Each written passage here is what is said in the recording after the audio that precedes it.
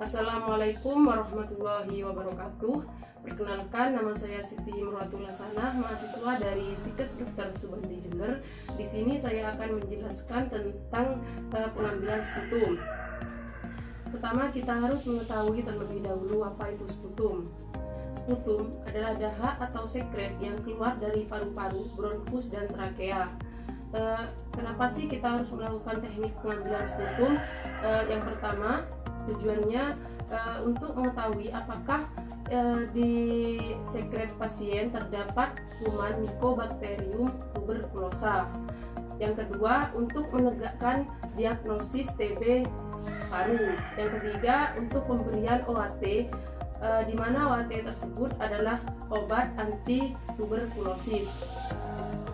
Nah, selanjutnya kita harus tahu indikasi untuk dilakukannya pengambilan sputum. Yang pertama, untuk menegakkan diagnosis tuberkulosis. Yang kedua, untuk menentukan potensi penularannya. Dan yang ketiga, untuk memantau hasil dari pengobatan yang dijalani. Untuk persiapan alatnya, kita harus menyediakan handscoon, masker, tisu, air, 3 pot sputum, pulpen permanen, dan juga format dari laboratorium. Lebih jelasnya, mari kita tonton video yang sudah saya persiapkan.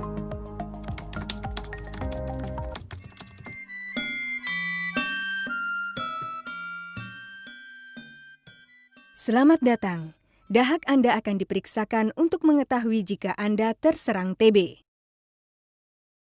Jika Anda terserang TB, tidak perlu khawatir. TB dapat disembuhkan, tetapi Anda wajib berobat hingga tuntas. Jika tidak berobat dengan benar, Anda akan menularkan penyakit pada orang lain di sekitar Anda saat batuk, meludah, bicara, tertawa, atau bersin. TB disebabkan oleh kuman yang biasanya menyerang paru. Kuman TB dapat ditemukan pada dahak Anda.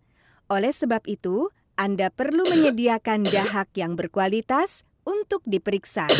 Inilah dahak yang berkualitas, kental, berlendir ataupun agak encer. Warnanya mungkin kekuningan, keabuan, atau kehijauan. Jika terdapat darah, maka dahak akan berwarna merah atau kecoklatan. Ini bukan dahak. Ini adalah ludah dari rongga mulut Anda.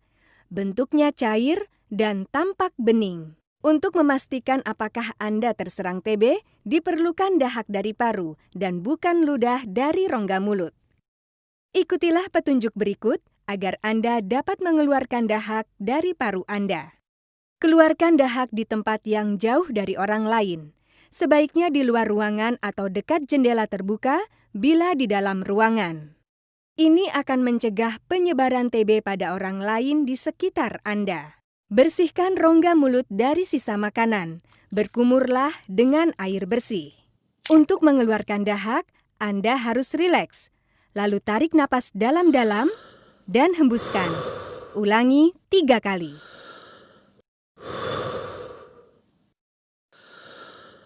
Setelah itu tarik lagi napas dalam-dalam dan segera batukkan agar dahak keluar dari bagian dalam paru Anda. Tampung dahak dalam pot yang disediakan. Hati-hati agar tidak ada dahak yang jatuh pada bagian luar pot dahak. Dahak yang dibatukan harus cukup banyak sehingga menutupi seluruh dasar pot dahak. Jika Anda tidak dapat membatukan cukup dahak dalam sekali waktu, cobalah lagi. Jika sudah cukup banyak dahak tertampung, pasang tutup pot dengan erat. Segera serahkan pot dahak yang sudah terisi untuk pemeriksaan. Mungkin Anda kesulitan mengeluarkan cukup banyak dahak, bahkan setelah berkali-kali mencoba. Jika ini terjadi, Anda dapat mencoba mengeluarkan dahak lagi di rumah. Dahak terkumpul di paru saat Anda tidur, sehingga mengeluarkan dahak akan lebih mudah jika dikerjakan pagi hari, segera setelah Anda bangun.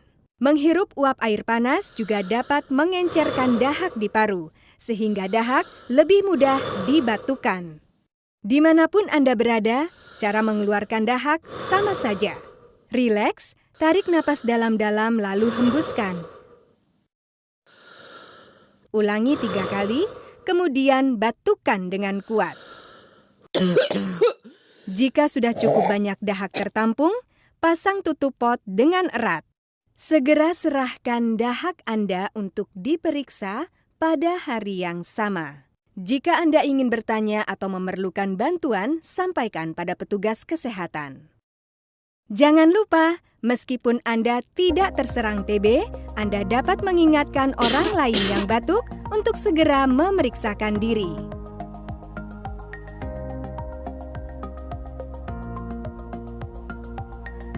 Sekian penjelasan yang dapat saya sampaikan. Kurang lebihnya mohon maaf.